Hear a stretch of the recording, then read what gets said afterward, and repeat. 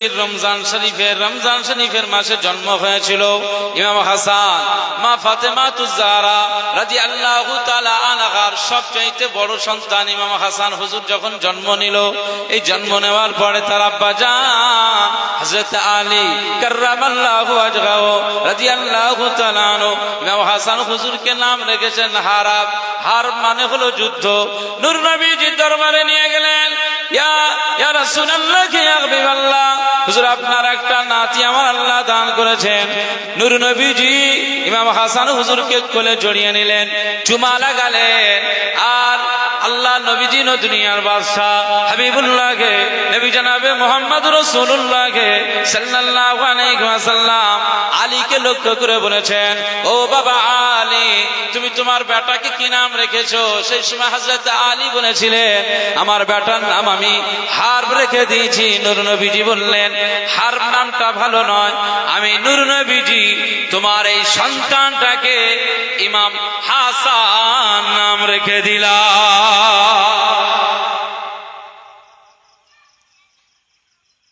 হাসান নাম রাখলাম। হাসান নামের নাম হচ্ছে, হাসান মানে হচ্ছে অনেক সুন্দর, এর অর্থ হচ্ছে অনেক সুন্দর। এই বাবা বসো বসো। রাসূলুল্লাহ সাল্লাল্লাহু আলাইহি ওয়াসাল্লাম বলছেন হাসান নাম, বাচ্চার নামটাকে হাসান রাখা হলো। হুজুর পাক সাল্লাল্লাহু আলাইহি ওয়াসাল্লাম খাজুর চিবিয়ে, নিজে খাজুর চিবিয়ে বাচ্চা ইমাম হাসান হুজুরের গালে দিয়ে দিলেন। 7 দিনের মাথায় হুজুর পাক হযরত হাসানের মাথার চুলকে মুন্ডন করে দিতে বললেন, মাথা মুন্ডন করে দিতে বললেন। সেই চুলের ওজনে রূপা বা সোনা সাদকা করে দিলেন এবং তার নামে একটি দুম্বা আকিকা করে দিয়েছেন। একবার জোরে বলুন সুবহানাল্লাহ। ঠিক তার পরের বছরে রমজান শরীফের মাসে নয়, 4th হিজরিতে শাবান মাসের সম্ভবত 3 তারিখ 4 তারিখ হবে, শাবান মাসে আম্মাজান ফাতেমাতুজ জাহরা রাদিয়াল্লাহু তাআলা আনহার গর্ভে থেকে আবার একটা সন্তান হলেন। এই সন্তানটার নাম হচ্ছে ইমাম হুসাইন। একবার জোরে বলুন সুবহানাল্লাহ। ইমাম হুসাইন রাদিয়াল্লাহু আনহুর নামও হযরত আলী নাম রেখেছেন হারাব। রাসূলুল্লাহ বললেন, এই নামটা রাখবেন না, এটা পছন্দনীয় নাম নয়, এর নাম হচ্ছে ইমামে হুসাইন। একবার জোরে বলুন সুবহানাল্লাহ। মুসলমানের ছেলেরা, এ নবীর উম্মত উম্মতিরা, খুব খেয়াল করে শুনুন, আল্লাহ নবী দুনিয়ার বাদশা হাবিবুল্লাহকে, নবী জনাবে মুহাম্মদ রাসূলুল্লাহকে সাল্লাল্লাহু আলাইহি ওয়াসাল্লাম বাচ্চাকে পেয়ে খুশিতে বাগে বাগ হয়ে গেলেন। হুজুর পাকের দরবারে নিয়ে গেলেন, সুন্দর রুমালে মোড়া কাপড়ে জড়িয়ে নিয়ে যাওয়া ইমাম হোসেন হুজুরকে দেখতে পেয়ে আমার নূর নবীজি তার ঠোঁট মোবারকে চুমা দিয়ে দিয়েছেন, কপাল মোবারকে চুমা দিয়ে দিয়েছেন, তার এই কণ্ঠদেশ এই গলার কাছে চুমা লাগিয়ে দিয়েছেন। নূর নবীজি বললেন, আমার এই বাচ্চাকে হুসাইন নাম রেখে দিলাম। হযরত আলী কাররামাল্লাহু ওয়াজহাহু রাদিয়াল্লাহু তাআলা আনহু খুশি হয়ে গেলেন। বাচ্চাটার 7 দিনে পরে ইমাম হোসেন হুজুরের মাথাকে মুন্ডন করে দেওয়া হলো। এই চুলগুলোকে ওজন করে রূপা সোনা সাদকা করে দেওয়া হয়েছে। আর ইমাম হোসেন হুজুরের জন্য নূর নবীজি বললেন, 2টা দুম্বা নিয়ে আসো। 2টা দুম্বা আমার নূর নবীজি নিজে ইমাম হোসেনের জন্য আকিকা করে দিয়েছে।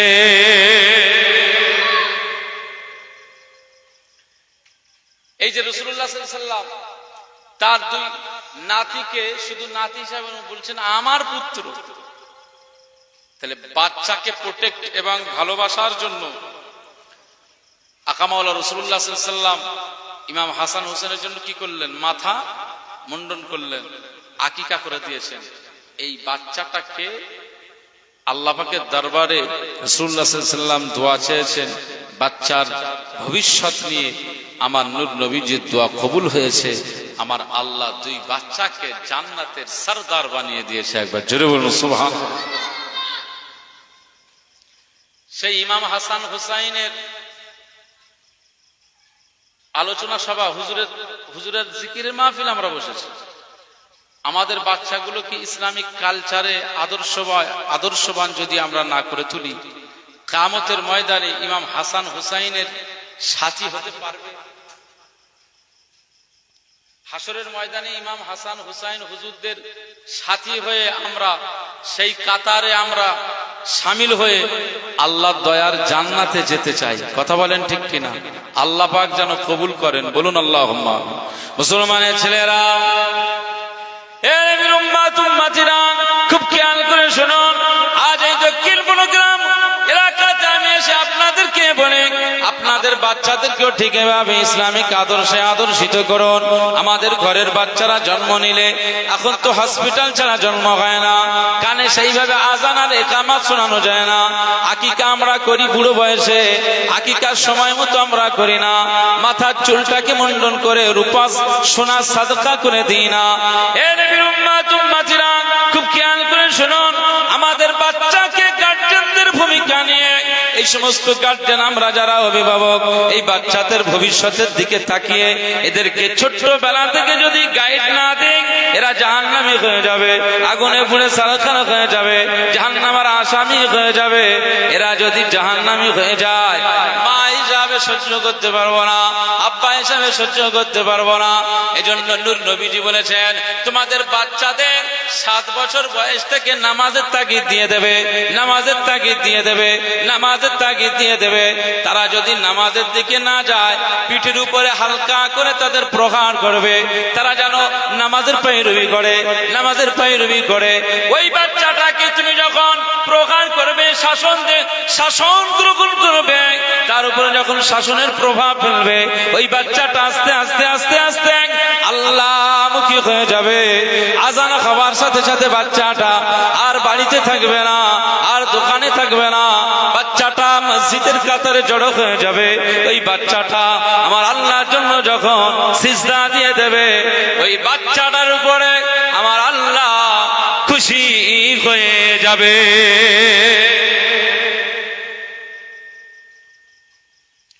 আপনার বাচ্চা জান্নাতি হয়ে যাক, আপনার বাচ্চাটা জাহান্নাম থেকে রিলিজ পেয়ে যাক। আজ সে কথাই বলার জন্যই আমি আব্দুল মুনাইম ফাতিহি আপনাদেরকে বলছি, আপনাদের বাচ্চাদেরকে যখন ওয়াজের মাহফিলে, জিকিরের মাহফিলে পাঠাবে, হাফ প্যান্ট নয়, গেঞ্জি শার্ট এসব পরিয়ে পাঠাবেন না। তাদেরকে বলবে যে আজকে জলসা, আজকে ইমাম হুসাইন হুজুরের শহাদায়ে কারবালার আলোচনা সভা, বাবা আজকে পাঞ্জাবি পরে নাও, টুপি পরে নাও, ওযু করে নাও, লুঙ্গি পরে নাও, পায়জামা পরে নাও। বাচ্চাদেরকে এভাবে তাগিদ দিয়ে আজকে তাদের বলুন, এই জায়গায় বাচ্চাগুলো সুবহানাল্লাহ বলবে আর আমরা সুবহানাল্লাহ বলবো। আমাদের জীবনে অনেক গুনাহ হয়েছে, এই বাচ্চাদের গুনাহ আছে না নেই? নেই তো? মনে রাখতে হবে, ওদের গুনাহ নাই কিন্তু আমাদের গুনাহ আছে। আমাদের সুবহানাল্লাহ আল্লাহর দরবারে কবুল হবে কি তার গ্যারান্টি দিতে পারবো না। আমাদের আলহামদুলিল্লাহ এটা আল্লাহর দরবারে কবুল হবে কি তার গ্যারান্টি দিতে পারবো না। আমরা আল্লাহুম্মা আমিন বলে আল্লাহর দরবারে ফরিয়াদ করব, আমাদের আল্লাহুম্মা আমিনটা আল্লাহর দরবারে কবুল হবে কি তার গ্যারান্টি আমরা দিতে পারবো না। তবে এটা বিশ্বাস রাখুন, আজকে নিষ্পাপ শিশু যাদের কোনো গুনাহ নাই, এই ধরনের শিশুগুলো আজকে এখানে বসে আল্লাহুম্মা আমিন বলবে, সুবহানাল্লাহ বলবে, মুস্তাফার শানে দরুদ পড়বে। তো মনে রাখুন, এই নিষ্পাপ শিশুদের জবানের দরুদ আর সুবহানাল্লাহ আল্লাহুম্মা আমিনটা আমার আল্লাহর দরবারে কবুল হয়ে যাবে। একবার জোরে বলুন সুবহানাল্লাহ। তাদের ছোট্টবেলা থেকে এইভাবে যদি প্রশিক্ষণ না দেওয়া হয়, বড় হয়ে মাঠে, আম বাগানে, কলা বাগানে বসে গাঁজা খাবে। ওয়াজ করে এই গাঁজা বন্ধ করা যাবে না। কথা বুঝতে পারছেন না? গাঁজাখোর গাঁজা খাবে, আমি 2 ঘন্টা এসে ওয়াজ করে গাঁজাখোরদের গাঁজা বন্ধ করে দিতে পারবো? এলাকায় গাঁজাখোরের সংখ্যা কম না বেশি বলে?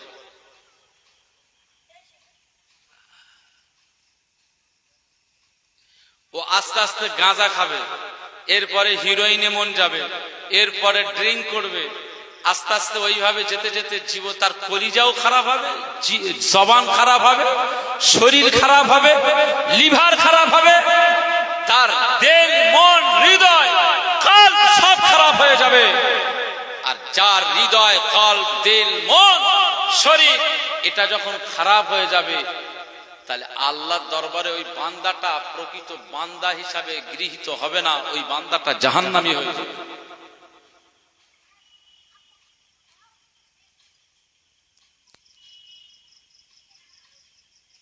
আমি আব্দুল মুনাইম ফাতিহি আপনাদেরকে বলি, আমিও এক মায়ের সন্তান, আমিও মায়ের থেকে পেট থেকে জন্ম নিয়েছিলাম। দার্থহীন ভাবে উদাত্ত কণ্ঠে কথা আমি জোর দিয়ে এই জন্যই বলছি, আমার মায়েরা আমাদেরকে ছোটবেলাতে এইভাবে জলসা মাহফিলে আমাদেরকে পায়জামা পাঞ্জাবি পরিয়ে বসে সামনে বসতে বলতো এবং হুজুরদের সামনে বসতে বলতো, জোরে আমাদেরকে শিখিয়ে দিত, যখন দরুদ শরীফ পড়তে বলবে জোরে জোরে পড়বে, যখন সুবহানাল্লাহ পড়তে বলবে জোরে জোরে সুবহানাল্লাহ বলবে। আমাদের 10 টাকা 20 টাকা আম্মাজানেরা ঘুগনি খাওয়ার পয়সা দিত, তখনকার সময় 2 টাকা 5 টাকা। হুজুরদের আলোচনা শুনে আমরা তখন ওই 2 টাকা 5 টাকা ওটাই আমরা জলসায় দান করে দিতাম। এগুলো মনে রাখতে হবে, এটা আমাদের কৃতিত্ব নয়, আল্লাহর পক্ষ থেকে হেদায়েত, আমাদের আব্বা মায়েদের, আমাদের দাদি নানিদের অবদান। ছোটবেলাতে আমাদেরকে এভাবে জলসা মাহফিলে এভাবে বসাতো। আপনার বাচ্চাটাকেও আপনি এইভাবে তাগিদ দিবেন, দেখবেন ওই বাচ্চা সে আলেম হোক চাই না হোক, হাফিজ হোক চাই না হোক, কারি হোক চাই না হোক, মুফতি হোক চাই না হোক, সে জেনারেল শিক্ষায় শিক্ষিত হয়ে ডাক্তার আর মাস্টার আর ব্যারিস্টার যেই হোক না কেন, সে যদি ছোট্টবেলা থেকে তার নিষ্পাপ এই দিল মন কলব নিয়ে যখন এই মাহফিলে বসবে, তার হৃদয়ের ভিতরে আল্লাহর প্রকৃত ভয় আর মহব্বত যখন হৃদয়ের ভিতরে গেঁথে যাবে, সে ডাক্তারের জায়গায় প্রেসক্রিপশন করবে, কিন্তু আজান শুনছে মুসাল্লা ফেলে আল্লাহর নামাজে মশগুল হয়ে যাবে। একবার জোরে বলুন সুবহানাল্লাহ।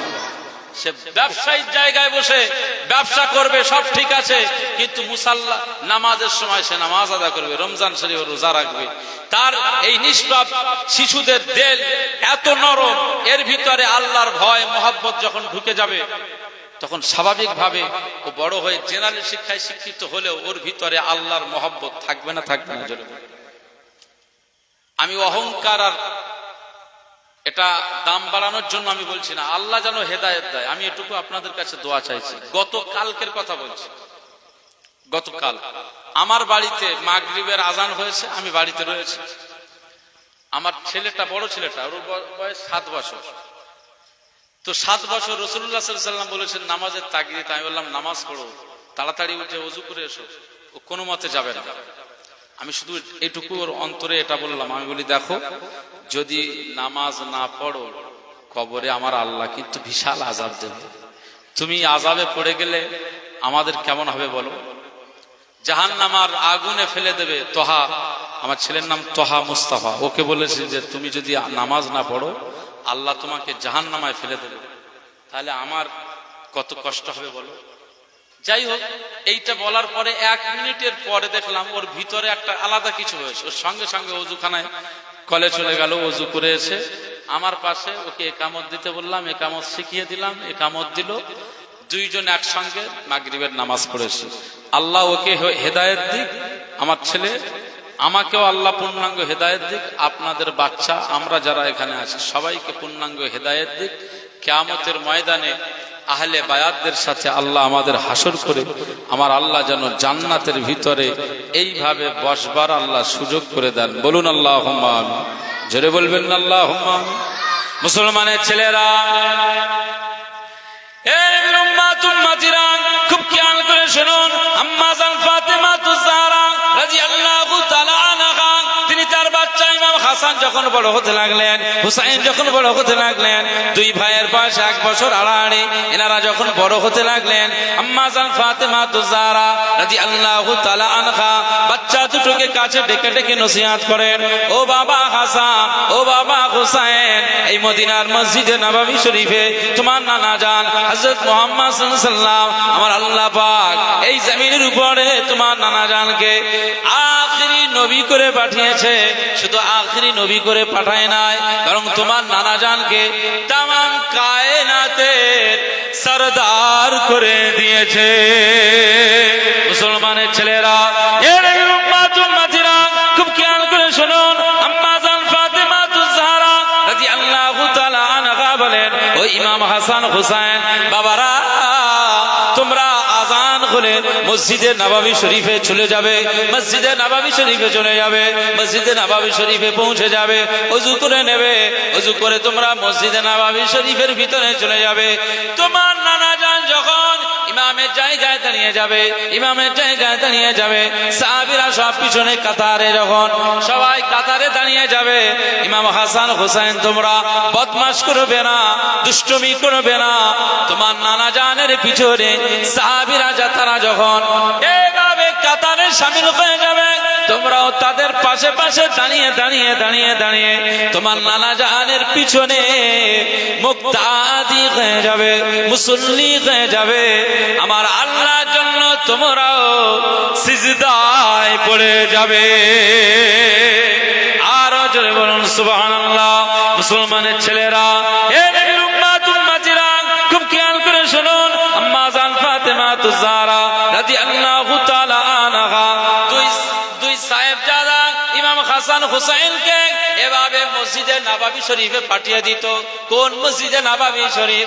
যে মসজিদে নববী শরীফে এক রাকাত নামাজ আদা করলে আমার আল্লাহ পাক দক্ষিণ কোন গ্রামের এই মসজিদে এক রাকাত নামাজ আদা করলে আপনার নামায় আমলে এক রাকাত নামাজের সওয়াব হবে। বাড়ির মানুষগুলো, মা বোনেরা বাড়িতে নামাজ আদা করেন, তো এই বাড়িতে যখন নামাজ আদা করেন ওই মুসাল্লায় এক রাকাত নামাজ আদা করলে এক রাকাতের সওয়াব মিলে যাবে। মদিনা শরীফের মসজিদে নববী শরীফে কেউ যদি গিয়ে ওই মসজিদে নববী শরীফে গিয়ে এক রাকাত নামাজ আদা করে আমার আল্লাহ পাক তার আমল নামায় 50,000 রাকাতের সওয়াব দিয়ে দেবে।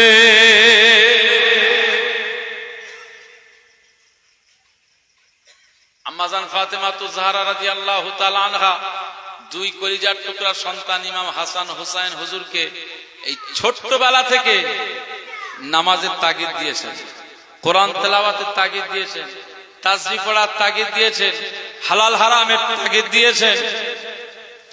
বড়দের শ্রদ্ধা আদব করা, ছোটদের স্নেহ করা, ভালোবাসা, এগুলো তাগিদ দিয়েছেন। সেই ইমাম হাসান হুসাইন হুজুরদের আলোচনা সভাতে এসে বলুন, আমি আব্দুল মুনাইম আমাদের বাচ্চাদের বা আপনাদের বাচ্চাদের জন্য এই ট্রিটমেন্ট, এই আলোচনা, তাদেরও শিক্ষা দিতে হবে, তাদেরকে আদর্শিত করতে হবে। এই কিছু বিষয়ের উপদেশ যদি আপনাদেরকে দেওয়া হয় কষ্ট নেবেন না তো? আপনার বাচ্চার ভবিষ্যৎটাকে ঠিক করতে হবে।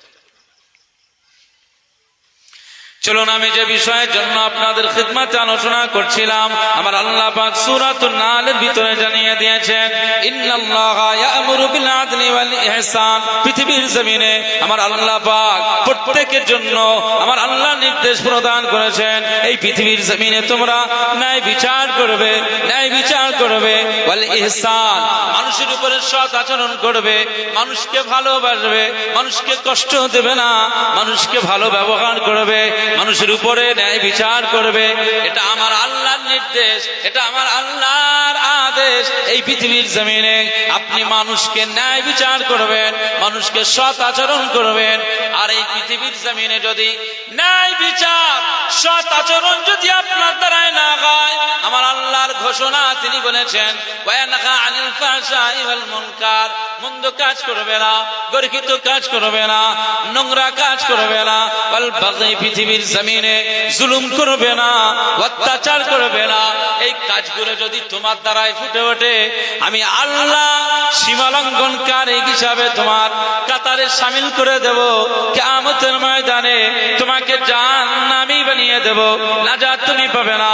এ নবীর উম্মত উম্মতিরা, খুব খেয়াল করে শুনুন, আমার আল্লাহর নির্দেশ, পৃথিবীর জমিনে যখন বান্দাদের ভিতরে কোনো ত্রুটি দেখবে, তুমি ন্যায় বিচার করবে, তাকে ন্যায়ের কথা বলবে, অন্যায় থেকে বিরত রাখার চেষ্টা করবে। এটা আমার আল্লাহ পাকের কথা। এ প্রসঙ্গে আমার নূর নবীজি দিন দুনিয়ার বাদশাহ হাবিবুল্লাহকে, নবী জনাবে মুহাম্মদ রাসূলুল্লাহকে সাল্লাল্লাহু আলাইহি ওয়াসাল্লাম, তিনিও সোনার জবানের হাদিস মুবারাকে তিনি তার সোনার জবান দিয়ে আলোচনা করেছেন। মান রাআ মিনকুম মুনকারা ক্বালা নবী সাল্লাল্লাহু আলাইহি ওয়াসাল্লাম মান রাআ মিনকুম মুনকারা। এই পৃথিবীর জমিনে যখন তোমার সামনে কোন নোংরা কাজ তুমি দেখতে পাবে, অন্যায় কাজ দেখতে পাবে, যখন কোন অন্যায় কাজ দেখতে পাবে ফালইউগাইয়িরহু বিয়াদিহি, ওই কাজটা তুমি তোমার দুই হাত দিয়ে বন্ধ করে দাও, বন্ধ করে দাও, প্রতিরোধ করে দাও। নূর নবীজি এগুলো বলে দিয়েছেন, যদি নোংরা কাজ অন্যায় কাজ দুই হাত দিয়ে বন্ধ করে দাও, আমার আল্লাহ পাক তোমাকে জান্নাতের মর্যাদা দিয়ে দেবে। এই পৃথিবীতে তুমি যখন কোনো অন্যায় কাজ দেখবে, গর্হিত কাজ দেখবে, তখন তুমি যদি সেই চোখের সামনে দেখছো অথচ কোনো প্রতিবাদ করো না, তাহলে কি হবে? আমার আল্লাহ তোমাকে মর্যাদাহীন করবে। আর যদি তুমি অন্যায়কে প্রতিরোধ করো, দুই হাত দিয়ে বন্ধ করে দাও, আমার আল্লাহর দরবারে তোমার মাকাম বুলন্দ হয়ে যাবে। একবার জোরে বলুন সুবহানাল্লাহ। এবারে আপনাদেরকে একটা কথা বলি, দক্ষিণ বনগ্রাম মানুষ দেখবেন, মানুষ কোন অন্যায় কাজে লিপ্ত থাকলে আপনি গিয়ে যদি এখন এই মুহূর্তে সেই অন্যায় কাজকে বন্ধ করার চেষ্টা করেন, তাদের থেকে ফিডব্যাক কি পাবেন জানেন?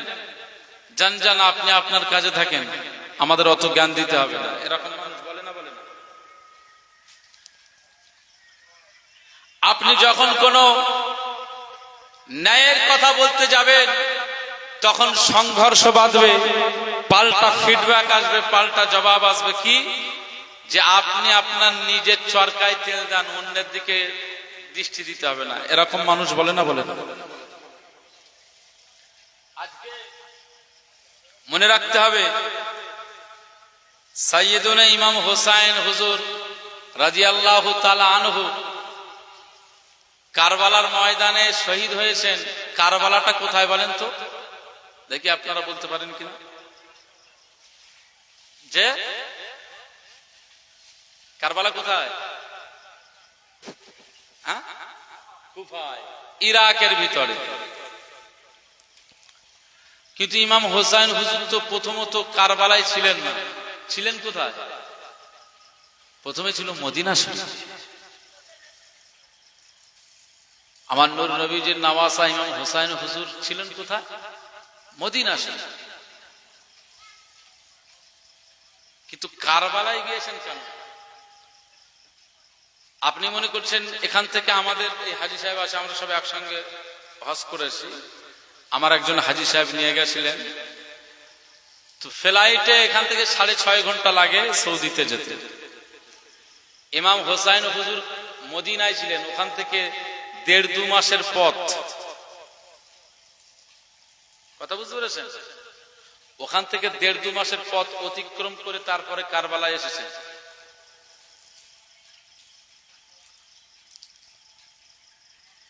তো মদিনা শরীফ থেকে কারবালায় তিনি কেন আসলেন? জি,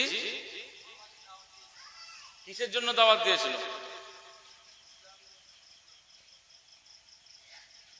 হ্যাঁ, ইসলামের একটা ব্যাপার মনে রাখবেন, দুটো বিষয়, একটা হচ্ছে মুলুকিয়াত, একটা হচ্ছে খেলাফত। একটা রাজতন্ত্র, একটা খেলাফত তন্ত্র। খেলাফত তন্ত্রটা কি আর রাজতন্ত্রটা কি, এটা একটা মাথায় রাখতে হবে। বাবা ওখানে বসো, ওখানে বসো না, চড় মারতে হবে না, ওখানে বসো।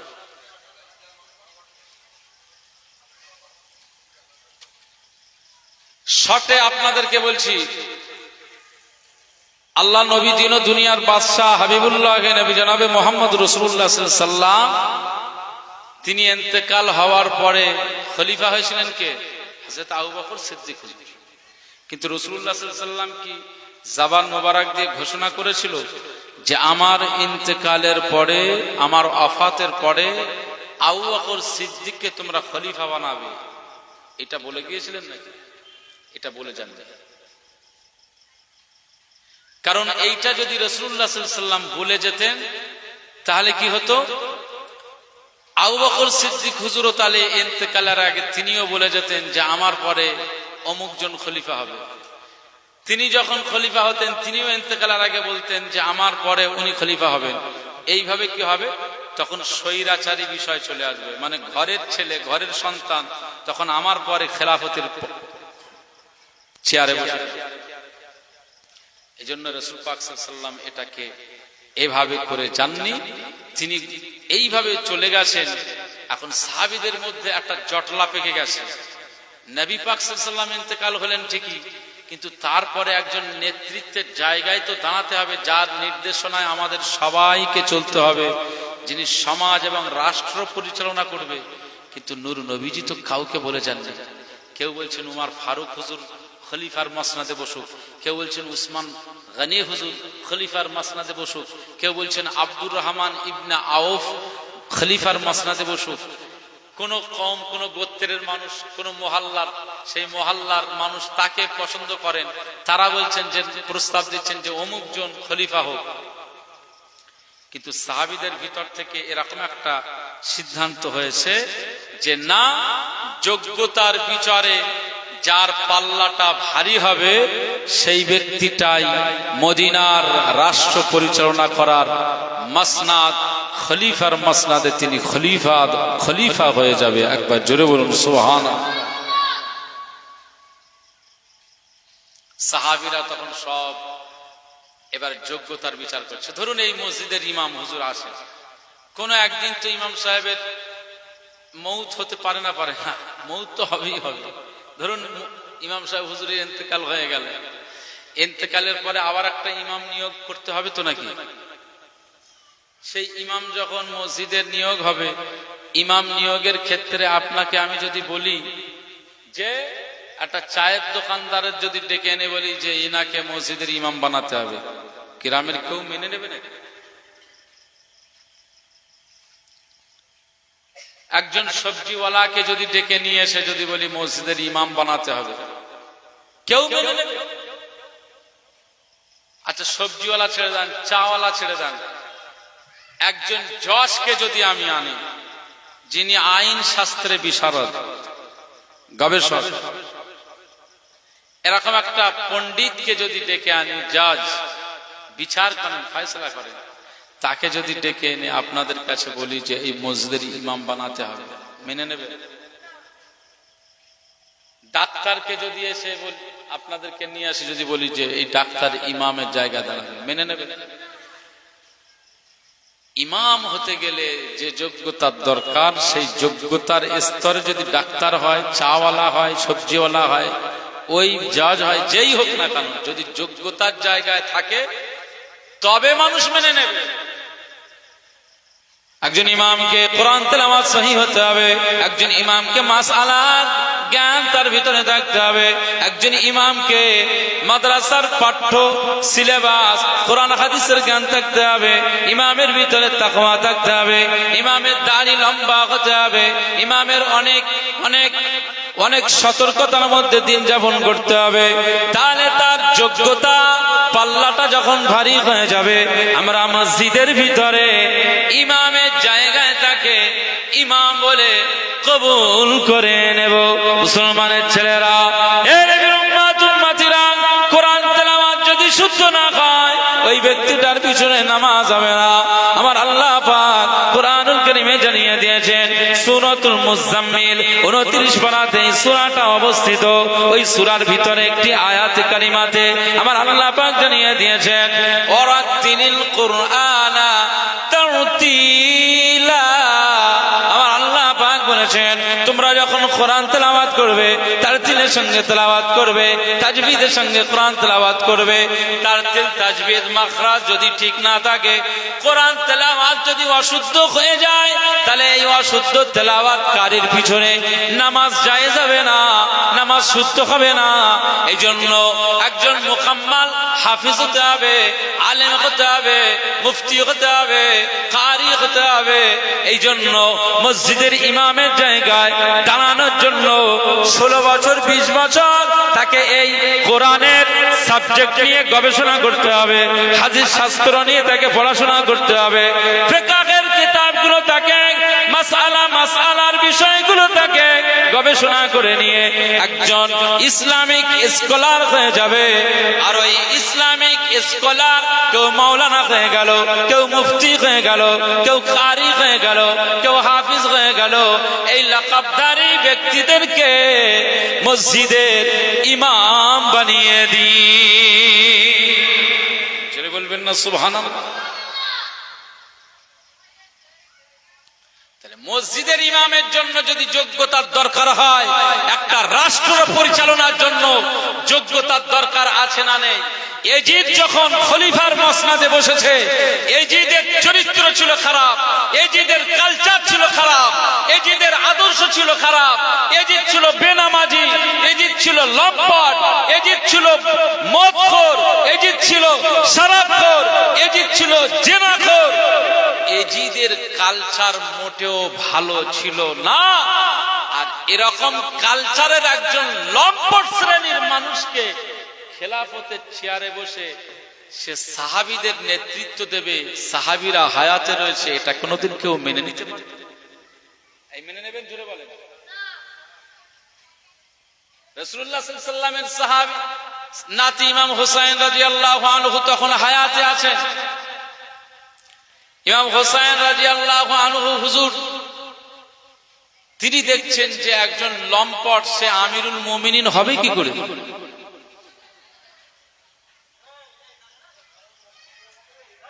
আকামাউলা রাসূলুল্লাহ সাল্লাল্লাহু আলাইহি ওয়াসাল্লাম বলেছেন যে মান রাআ মিনকুম মুনকারা ফালইয়ুগাইয়িরহু বিয়াদিহি। তোমার চোখের সামনে কোনো অন্যায় যদি তুমি লক্ষ্য করো, তাকে তুমি দুই হাত দিয়ে প্রতিহত করো। একবার জোরে বলুন সুবহানাল্লাহ।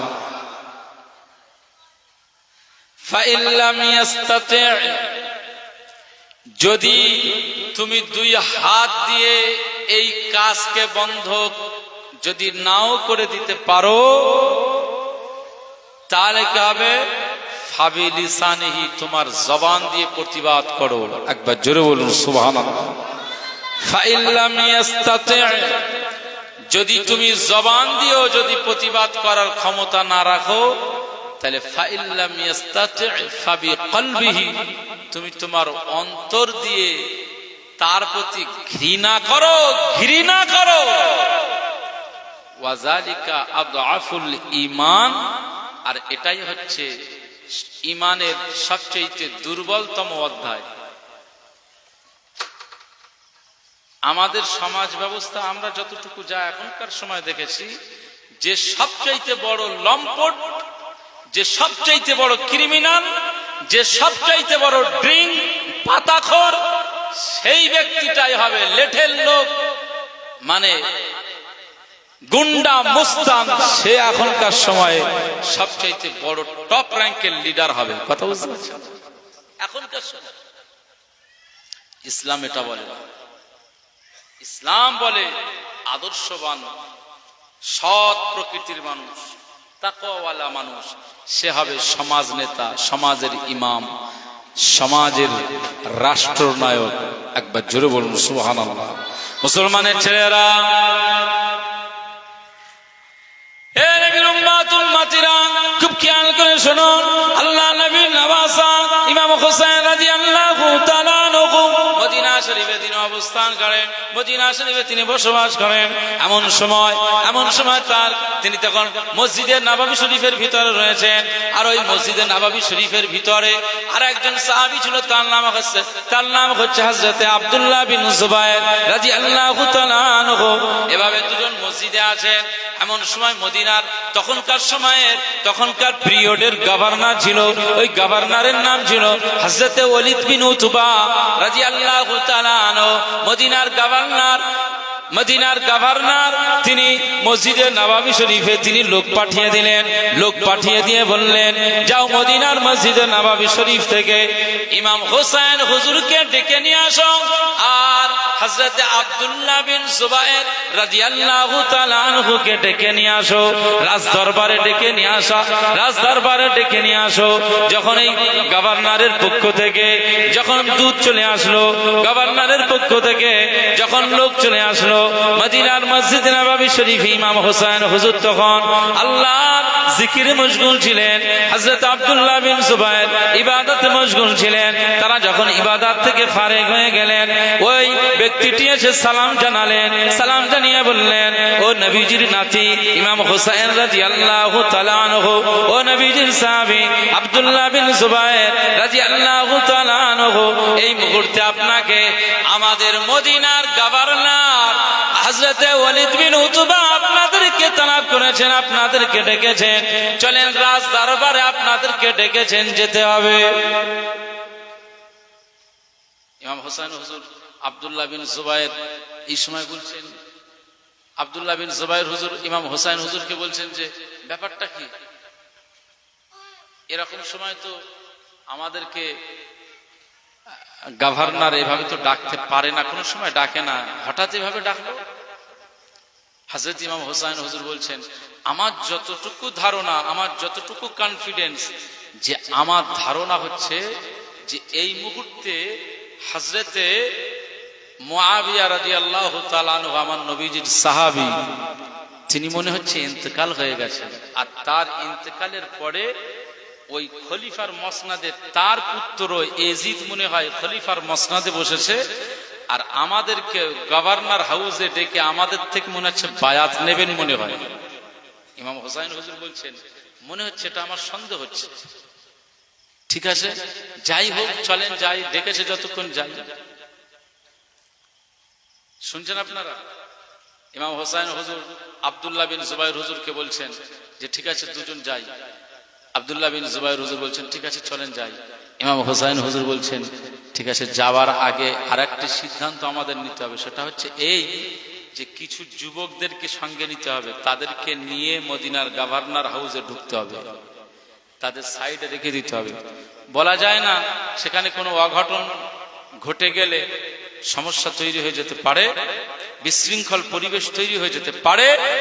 এই জন্য প্রয়োজনের তাগিদে তখন আমাদের এই যুবক ছেলেদেরকে আমরা ডাকতে বাধ্য হয়ে যাব। আব্দুল্লাহ বিন জুবায়ের হুজুর বলছেন, ঠিক আছে হুজুর, তাই হয়।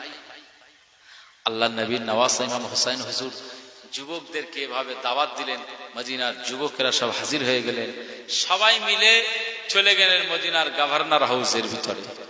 আর গভর্নর হাউসের ভিতরে এই দুইজন সাহাবী, আমার নবীজির নাতি এবং আব্দুল্লাহ বিন জুবায়ের রাদিয়াল্লাহু আনহু, দুইজন যখন ঢুকলেন, দেখতে পেলেন যে গভর্নর ওয়ালিদ বিন উতবা হুজুর আছেন এবং তার পাশে আরেকটি ব্যক্তি বসে আছেন, যার নাম হচ্ছে মারওয়ান।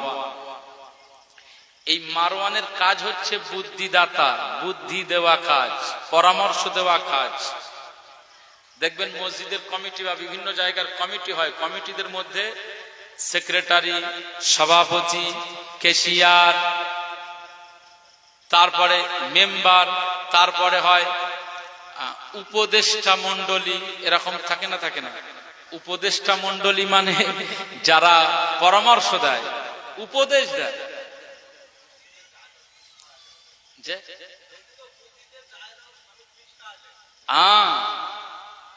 তো মারওয়ান হচ্ছে সচিব, মদিনার গভর্নর ওয়ালিদ বিন উতবাকে আগে ভাগে বলে রেখেছেন যে শোনো, ইমাম হোসেন হুজুর যখন ঢুকবে, আব্দুল্লাহ বিন জুবায়ের হুজুর যখন ঢুকবে, অবশ্যই তারা ঢুকবে, তবে তাদেরকে তুমি প্রথমত হযরত মুআবিয়া হুজুরের ইন্তেকালের বিষয়টা শুনিয়ে দেবে, তারপরে এজিদের খলিফার বিষয়টা তাদের কাছে শুনিয়ে দিয়ে তাদের থেকে বায়াত নিয়ে নেবে, তাদের থেকে বায়াত নিয়ে নেবে।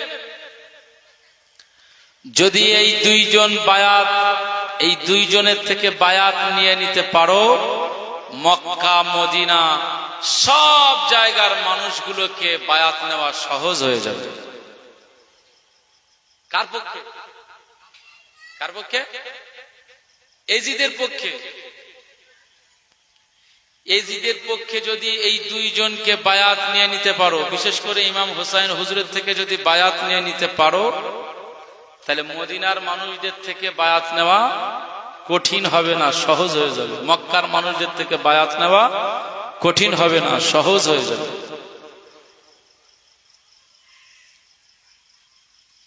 মারওয়ান বলছে, এই ওয়ালিদ বিন উতবা শোনো, যদি তারা সহজভাবে বায়াত গ্রহণ করে ভালো, আর যদি বায়াত গ্রহণে অস্বীকার বা অস্বীকৃতি জানায়, খবরদার এই গভর্নর হাউস থেকে বাইরে বের হতে দেবে না, জোরপূর্বক তাদের থেকে সিগনেচার নিয়ে নেবে, সই নিয়ে নেবে এজিদের পক্ষে।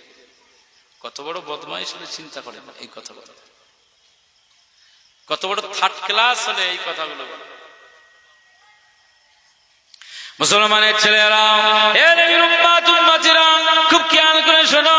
মারওয়ান এই সময় বলেছিল, এই ওয়ালিদ বিন উতবা যদি বায়াত সহজভাবে না নেয়, তাহলে জোর করে পিড়াপিড়ি করে তাদের থেকে বায়াত নিয়ে নেবে।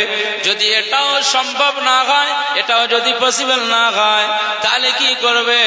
তাদের ধর থেকে গর্দানটা আলাদা করে দেবে। বলুন নাউজুবিল্লাহ, জোরে বলবেন না নাউজুবিল্লাহ। কাদের ধর থেকে গর্দান আলাদা করে দিতে হবে? ইমাম হুসাইন হুজুর, আব্দুল্লাহ বিন জুবাইর হুজুরদের গর্দান আলাদা করে দিতে বলছে।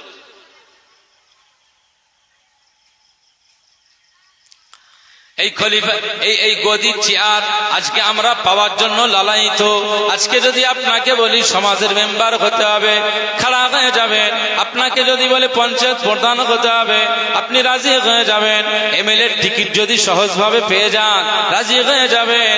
এমপির টিকিট যদি সহজভাবে পেয়ে যান, রাজি হয়ে যাবেন। আসলে যার খাওয়া হতো না, সে মেম্বার হওয়ার পরে বিশাল বিলাসবহুল বাড়ি হয়ে যায়। যার খাওয়া হতো না, সে পঞ্চায়েত প্রধান হয়ে যাওয়ার পরে তার কোটি কোটি টাকার অ্যাসেট হয়ে যায় এই সমাজের বুকেরে। যার খাওয়া হতো না, এমএলএ হয়ে যাওয়ার পরে কোটি কোটি টাকার তার সম্পদ অ্যাসেট হয়ে যায়। এই সুযোগ কে ছাড়বে? এই সুযোগ কে ছাড়বে? এ নবীর উম্মত উম্মতিরা, এই জন্য দেখতে পাওয়া যায় কেউ আখিরাতওয়ালা হয়ে যায়, কেউ দুনিয়াওয়ালা হয়ে যায়। কারোর দরকার টাকা, কারোর দরকার সম্পদ, কারোর দরকার বাড়ি, কারোর দরকার গাড়ি, কারোর দরকার সম্পদ। আর এই পৃথিবীর জমিনে একদল এই গাড়ি বাড়ি সম্পদের দিকে তারা চলাফেরা করে, এদের দরকার দুনিয়া। আর অপোজিটে দেখতে পাওয়া যায় আর একদল রয়েছে, তারা তাদের দুনিয়ার দরকার নাই, ঘর বাড়ির দরকার নাই, সম্পদের দরকার নাই, দুনিয়ার প্রপার্টির দরকার নাই। এর উম্মত উম্মতিরা খুব খেয়াল করে শুনুন, সেই সমস্ত ব্যক্তিদের দরকার আল্লাহ পাওয়ার দরকার, নবী পাওয়ার দরকার, আহলে বায়াত পাওয়ার দরকার। আখিরাতে আমার আল্লাহ পাকের দয়া জান্নাতটা পাওয়া তাদের দরকার। এজন্য তারা ওই সমস্ত অন্যায় কাজে তারা ঝুঁকে যায় না, বরং তারা আখিরাতে আমার আল্লাহ পাকের দরবারে নাজাত পেয়ে যাবে এই আশায় দুনিয়ার জমিনে আখিরাতের কাজে তারা মশগুল হয়ে থাকে। আরো জোরে বলুন সুবহানাল্লাহ। মুসলমানের ছেলেরা, এ নবীর উম্মত উম্মতিরা, যুগ যুগ ধরে এই সিস্টেম পদ্ধতি চলে আসতেছে। দুনিয়ার দরকার। ওই মারওয়ান বলেছিল, এই ওয়ালিদ বিন উতবা যদি ইমাম হুসাইন এজিদের পক্ষে বায়াত গ্রহণ না করে, আব্দুল্লাহ বিন জুবাইর এজিদের পক্ষে যদি সিগনেচার না করে, সই যদি না করে, বায়াত যদি না করে, দুজনকে গর্দানটা আলাদা করে দেবে। আমাদের দরকার চেয়ার, আমাদের দরকার দুনিয়া, আমাদের দরকার সম্মান, আমাদের দরকার ইজ্জত, আমাদের দরকার এই দুনিয়ার রাজ সিংহাসন। এভাবে তাদের পরামর্শ চলছিল। ওয়ালিদ বিন উতবা বললেন, ঠিক আছে তুমি চুপ থাকো, তুমি যা বলার বলেছো সিদ্ধান্ত আমি নেব, যেহেতু আমি গভর্নর, আমার সিদ্ধান্তই চূড়ান্ত হয়ে যাবে। এ নবীর উম্মত উম্মতিরা, খুব খেয়াল করে শুনুন, আব্দুল্লাহ বিন জুবাইর, ইমাম হুসাইন হুজুর দুইজন গভর্নর হাউসের মিশন ঢুকে পড়লেন। ওয়ালিদ বিন উতবা চেয়ার থেকে দাঁড়িয়ে পড়লেন। এই চেয়ারটা থেকে দাঁড়িয়ে পড়লেন কারণ হলো আজকে গভর্নর হাউসের ভিতরে দুনিয়ার কোন সাধারণ ব্যক্তি হাজির হয় নাই, দুনিয়ার সাধারণ কোন মানুষ ঢুকে নাই, দুনিয়ার সাধারণ কোন মানুষ প্রবেশ করে নাই। আজ এই রাজ দরবারে গভর্নর হাউসের হুসাইন রাদিয়াল্লাহু তাআলা আনহু, তিনি আজ আমার আল্লাহ তাকে কত মাকাম দান করেছেন, তাকে কত ইজ্জত দান করেছেন, তাকে কত ইজ্জত আমার আল্লাহ, কত মর্যাদা আমার আল্লাহ দান করে দিয়েছেন। আমার নূর নবীজি বলেছেন, আল হাসান আল হুসাইন সাইয়্যিদা শাবাবি আহলিল জান্নাহ। ইমাম হাসান আর হুসাইনকে আমার আল্লাহ জান্নাতের সরদার ঘোষণা করে দিয়েছে। আজ এই মদিনার রাজ দরবারের ভিতরে, গভর্নর হাউসের ভিতরে জান্নাতের সরদার হাজির হয়ে গিয়েছে। জোরে বলবেন না সুবহানাল্লাহ। এই রকম হলে কি ওয়াজ করা যায়?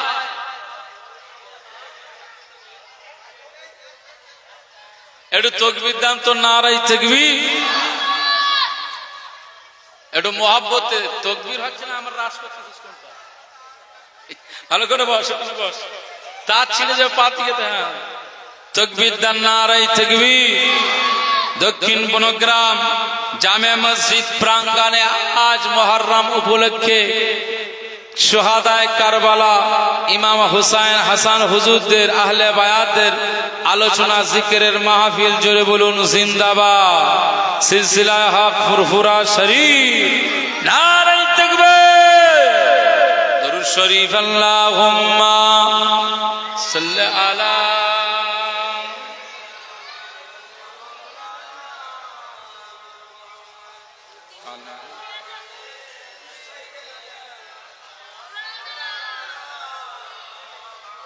প্রাণ খুলে মোহব্বতে উচ্চ আওয়াজে মদিনাওয়ালাকে স্মরণ করে, জবানকে বন্ধ না রেখে, জবানকে নাড়িয়ে নাড়িয়ে আপনার নেতার জিন্দাবাদ তো বহু দিয়েছেন। দুনিয়ার এই নেতাদের জিন্দাবাদ দিয়ে নেতার খুঁজে পাবেন না, আপনারও খোঁজ পাওয়া যাবে না।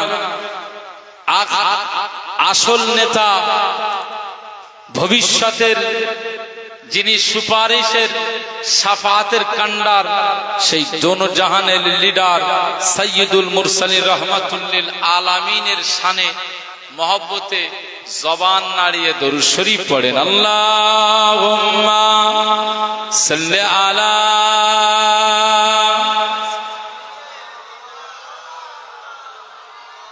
ওয়া আলা আলি সাইয়্যিদিনা।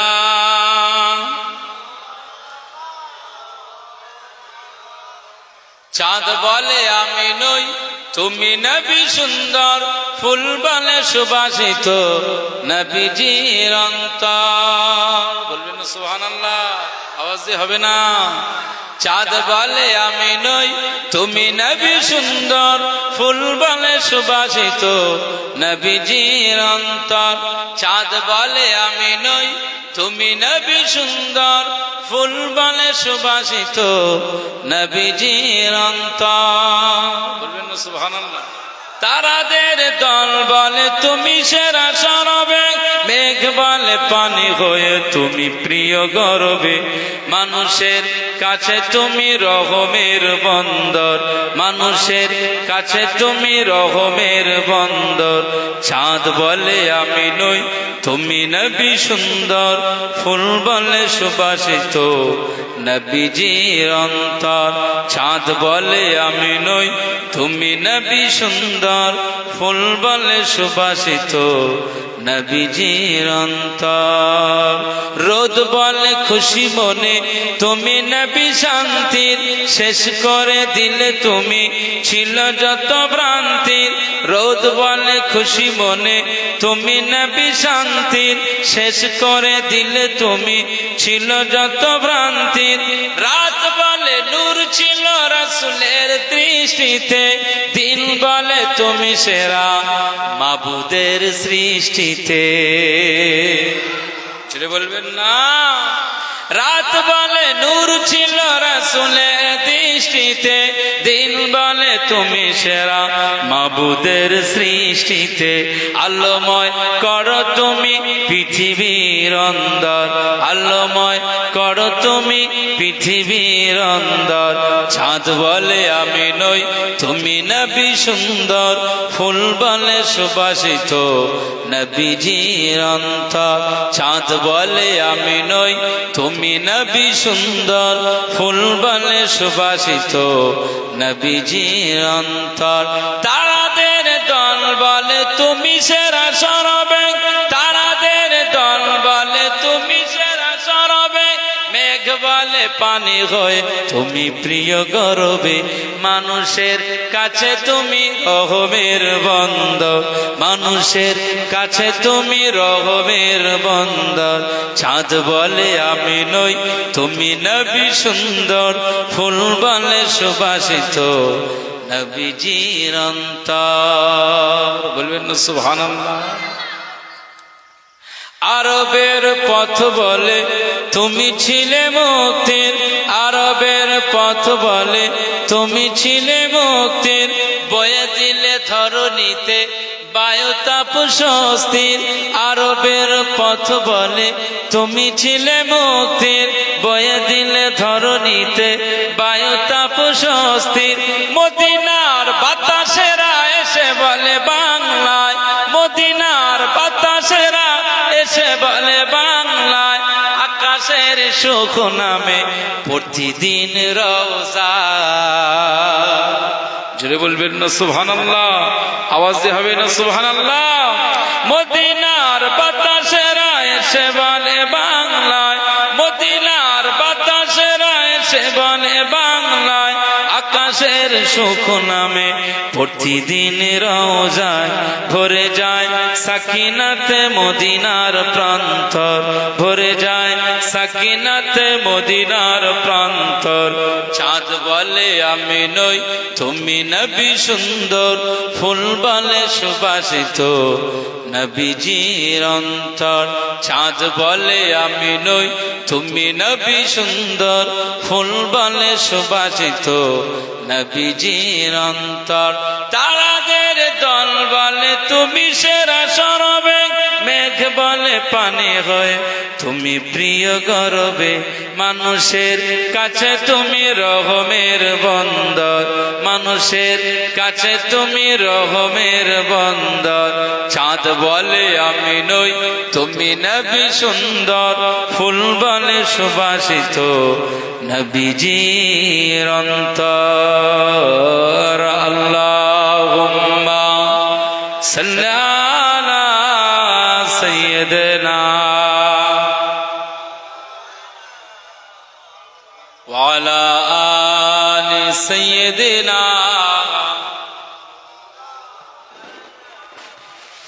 আমার জিন্দার ইমানদার ভাইরা, নেককার আল্লাহওয়ালা বাবাজিরা, আমার মুরব্বী চাচাজিরা, সম্মানিতা মা এবং বোনেরা, আল্লাহকে ভয় করুন, আল্লাহকে মহব্বত করুন, দিন শরিয়াতকে মহব্বত করুন, দিনের প্রত্যেকটি বিধান কোরআন ও হাদিসের সংবিধান মোতাবেক জীবন পরিচালনা করুন, আহলে বায়াতদের আদর্শ জীবনে বাস্তবায়ন করুন, আখিরাতে নাজাত পেয়ে যাবেন। একবার জোরে বলুন সুবহানাল্লাহ।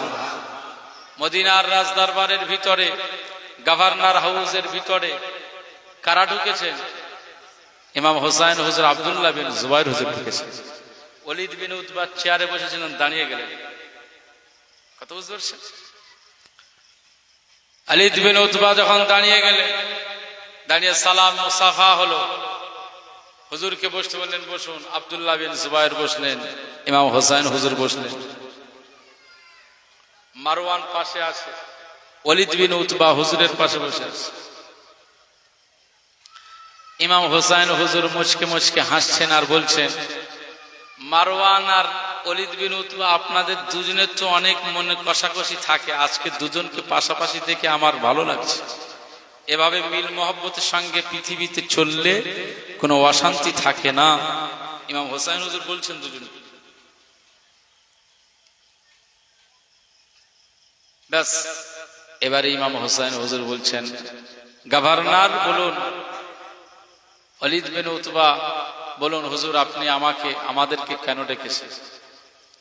এরকম সময় তো আমাদেরকে ডাকেন না, এখন হঠাৎ করে ডাকলেন, ব্যাপারটা কি?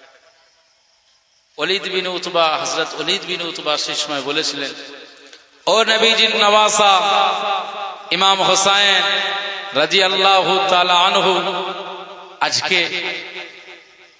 আজকে আমি ওলীদ বিন উতবা আপনাদের ডাকলাম এর পিছনে একটা কারণ, সেটা হলো এই মুহূর্তে আমার কাছে চিঠি এসে পৌঁছেছে।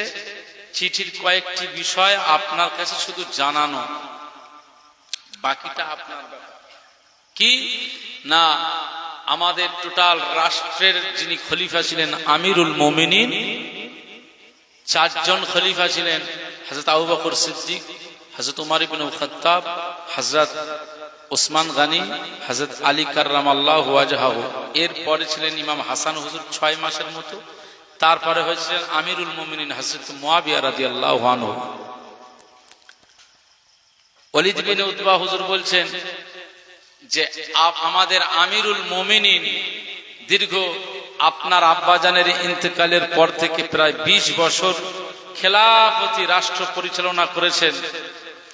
এখন হযরত মুয়াবিয়া রাদিয়াল্লাহু আনহু হুজুরের ইন্তেকাল হয়ে গেছে। এই ইন্তেকালের সংবাদটা আপনার কাছে আমি জানালাম। হুজুর সঙ্গে সঙ্গে ইন্না লিল্লাহি ওয়া ইন্না ইলাইহি রাজিউন পড়েছেন। ইমাম হোসেন হুজুর মদিনার মসজিদে নববী শরীফে আব্দুল্লাহ বিন জুবাইর হুজুরকে যে কথাগুলো বলছিলেন, ঠিক সেইগুলো, ধারণা যেগুলো করেছিলেন, ঠিক সেইগুলোই খেটে যাচ্ছে। ইমাম হোসেন হুজুর ইন্না লিল্লাহি ওয়া ইন্না ইলাইহি রাজিউন পড়েছেন এবং বলেছেন, আল্লাহ হযরত মুয়াবিয়া হুজুর রাষ্ট্র পরিচালনা করতে যে যা কিছু ত্রুটি বিচ্যুতি হয়েছে ক্ষমা করে দিয়ে আল্লাহ তার জান্নাতের সুউচ্চ মাকাম দান করেন। বলুন আল্লাহুম্মা আমিন। এভাবে নবীজির নওয়াসা দোয়া করলেন। এরপরে ইমাম হোসেন হুজুর বলছেন, এর পরের আর কি কথা আছে বলেন?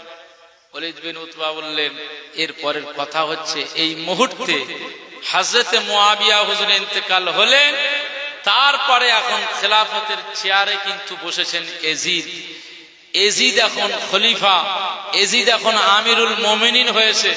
সুতরাং এই এজিদকে আপনাকে খলিফা বলে মেনে নিতে হবে। আমার কাছে চিঠি এসেছে, চিঠিতে আপনার থেকে বায়াত নিতে বলেছেন।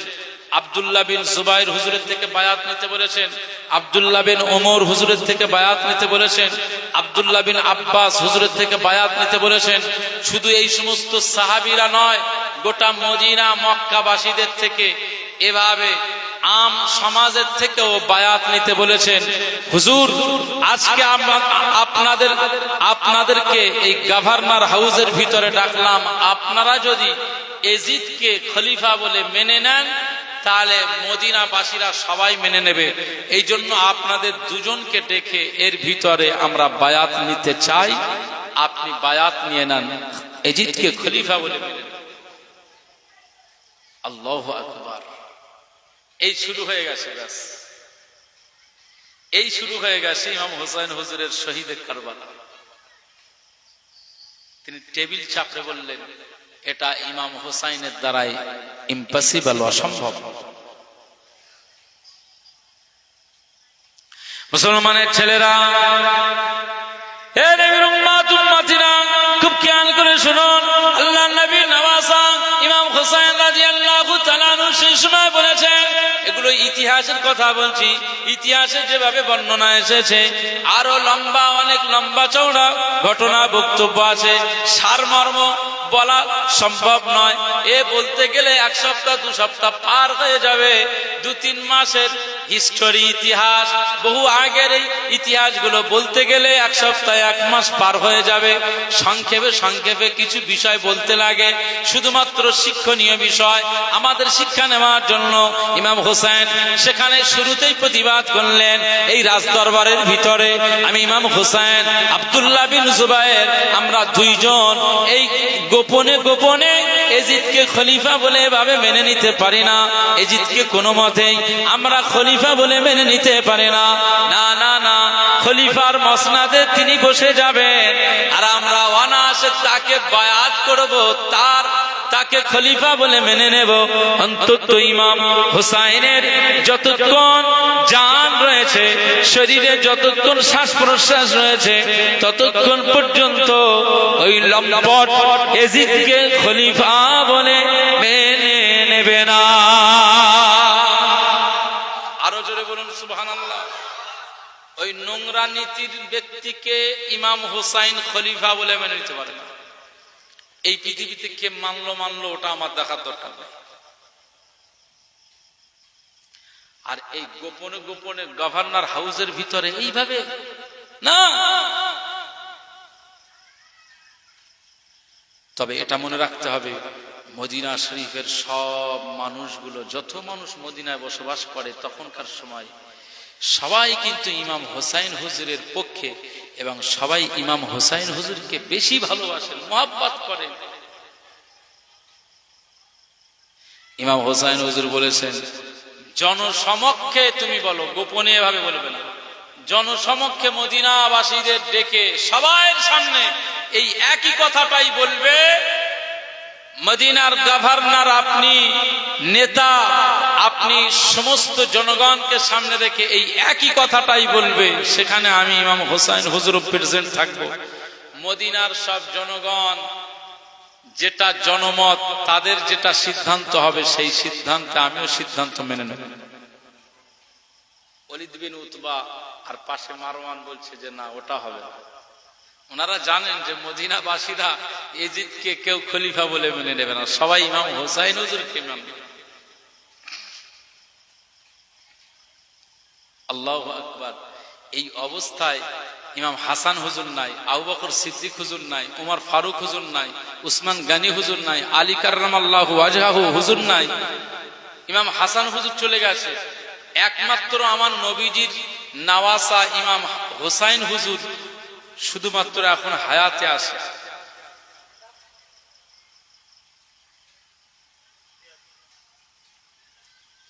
মুসলমানের ছেলেরা, এ নবীর উম্মত উম্মতিরা, খুব খেয়াল করে শুনুন। হযরত আব্দুল্লাহ বিন জুবায়ের, আল্লাহ নবীর নওয়াসা ইমাম হোসাইন রাদিয়াল্লাহু তাআলা আনহু, গভর্নর হাউসের ভিতরে দুইজনে একইভাবে আওয়াজ দিয়ে বললেন, আপনারা আমাদের জোর করে এখান থেকে জোর করে বায়াত নিতে পারেন না, জোর করে এজিদকে আমরা খলিফা বলে মেনে নেব, এরকম বায়াত আমাদের থেকে আপনারা পেতে পারেন না। আমরা রাজদরবার ছেড়ে বেরিয়ে গেলাম, এই গভর্নর হাউস থেকে বেরিয়ে গেলাম।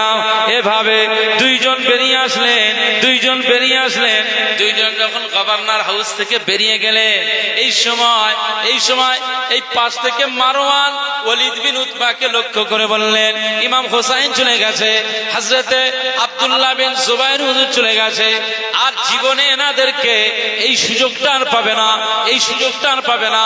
মারওয়ান এই সময় বলেছিল, এই ওয়ালিদ বিন উতবা, আমি তোমাকে বলেছিলাম জোরপূর্বক এই গভর্নর হাউসের ভিতরে রেখে দিতে হবে, তাদেরকে পাকড়াও করে রাখতে হবে, জোর করে হোক এজিদের পক্ষে বায়াত নিয়ে নিতে হবে তাদেরকে। এভাবে আমরা যে এভাবে জোর করে যদি না নিই, তাহলে জীবনে তাদের থেকে আমরা বায়াত পাবো না।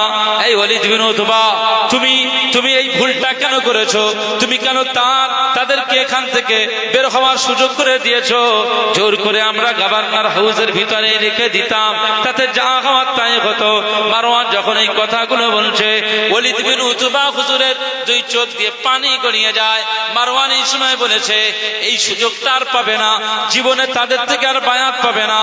এই ওয়ালিদ বিন উতবা, যদি তাদের থেকে বায়াত না নেওয়া হতো, তাদের থেকে বায়াত না আমরা পেয়ে যাই, তাহলে জীবনে তাদের থেকে পাওয়া যাবে না। আজকে সুযোগ ছিল, যদি আমরা এখানে তাদেরকে দল থেকে মাথাটা আলাদা করে দিতাম, তাহলে সব সমস্যার সমাধান হয়ে যেত। এই ওয়ালিদ বিন উতবা, তুমি এই কাজটা কেন করলে না? আমি বলেছি যে তারা যদি বায়াত না নিয়ে নেয়, তাদের দল থেকে মাথাটা আলাদা করে দেবে। মারওয়ান যখন এই কথাটা বলে, ওয়ালিদ বিন উতবার গোটা শরীরটা খাড়া হয়ে গেল, লোমগুলো খাড়া হয়ে গেছে, হুজুর দাঁড়িয়ে গেলেন। এই সময় বলেছেন, আমি আমার এই চেয়ারটাকে পছন্দ করি না।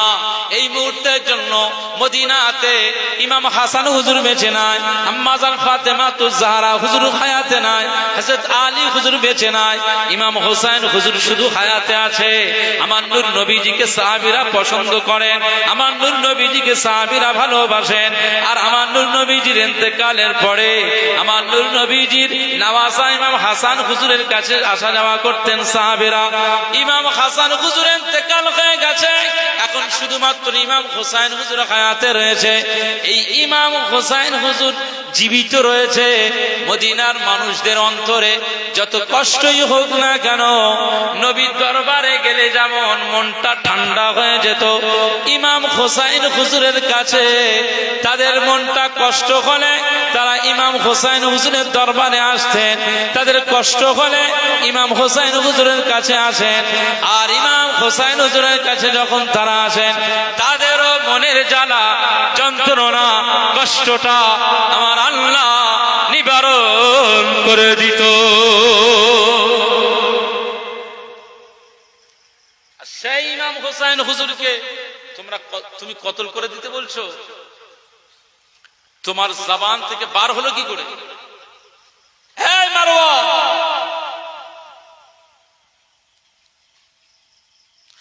এই সময় ওলীদ বিন উতবা বলেছিল, এই মারওয়ান শুনে রাখো, আমি ওলীদ বিন উতবা জানিয়ে দিলাম।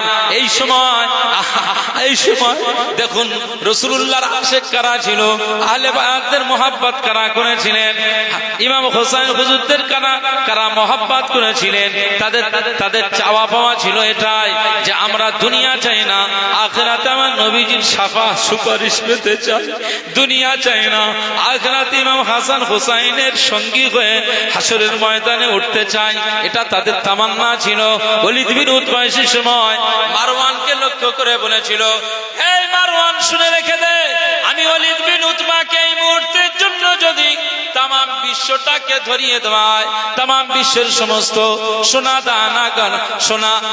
দানা গহনা, হীরা মণি মুক্তা জাহারাত, এই সব সম্পদ যদি আমার সামনে পেশ করা হয়, গোটা দুনিয়া একদিকে আর একদিকে ইমাম হোসাইনকে যদি দাঁড় করে দেওয়া হয়, আর ওলীদ বিন উতবাকে যদি বলা হয় গোটা দুনিয়া ওলীদ বিন উতবাকে দান করে দেওয়া হলো, আর এর বিনিময়ে ইমাম হোসাইনকে কতল করে দাও, আমি ওলীদ বিন উতবা জানিয়ে দিলাম, গোটা দুনিয়া যদিও আমাকে ধরিয়ে দেওয়া হয়, আমি তার বিনিময়েও ইমাম হোসাইন হুজুরের শরীরে সামান্যতম আঁচড় দিতে পারি না। বলবেন না সুবহানাল্লাহ? ধর থেকে মাথা গর্দান আলাদা হয়ে যাবে।